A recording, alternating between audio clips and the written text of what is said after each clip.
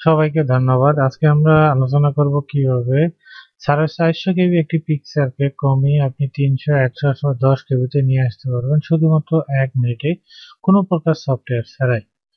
এই জন্য আপনার তেমন কিছু প্রয়োজন হবে না। আপনি একটি ছবি নমুনা হিসেবে নিতে পারেন। ধরুন এই ছবিটি, প্রপার্টিসে ক্লিক করে দেখতে পারেন যে 4.9 মেগাবাইট একটি ছবি। এটি আপনি 10 কেবি বা 100 কেবিতে আনতে চান।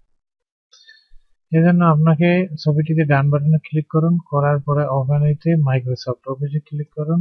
দেখবেন ছবিটি ওপেন হয়ে গেছে। এইখান থেকে আপনি ছবিটি এডিট পিকচার নামে একটা অপশন আছে, এখানে ক্লিক করুন। সেখান থেকে অনেকগুলো অপশন থাকবে, আপনি ডান দিকে কম্প্রেস পিকচার অপশনে ক্লিক করুন। দেখবেন এখানে 4.9 মেগাবাইট ছবি দেখাচ্ছে। সেখানে ডকুমেন্টে ক্লিক করলে 273 কেবি, ওয়েব পেজে ক্লিক করলে 52 কেবি, ইমেইলে ক্লিক করলে 6.66 কেবি। আর এই ছবিটি যে আপনি কোথাও ইমেল করতে চান অথবা আপলোড দিতে চান, তো সবচেয়ে ভালো হবে ডকুমেন্ট হিসেবে নিলে, তাহলে ছবিটির আকার আকৃতি কোনো পরিবর্তন হবে না। আর যদি আপনি ওয়েব পেজ বা ইমেল নেন, তাহলে গুণগত কেবি খুবই কমে যাওয়ার কারণে ছবির গুণগত মান খুবই কম হয়ে যাবে।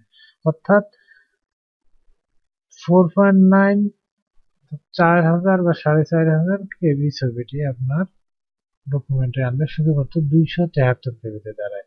তাহলে আপনি ওকে বাটনে ক্লিক করুন। ওকে বাটনে ক্লিক করার পর সেভ বাটনে ক্লিক করুন। সেভ বাটনে ক্লিক করার পর দেখেন যে আপনার ছবিটি 260 কেবিতে চলে এসেছে। অর্থাৎ ছবির কোনো আকার আকৃতি পরিবর্তন হয়নি।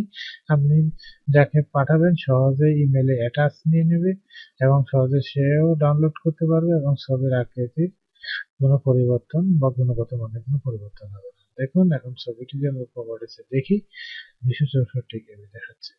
এভাবে আপনি এই কাজটি সহজে করতে পারবেন। সবাইকে ধন্যবাদ।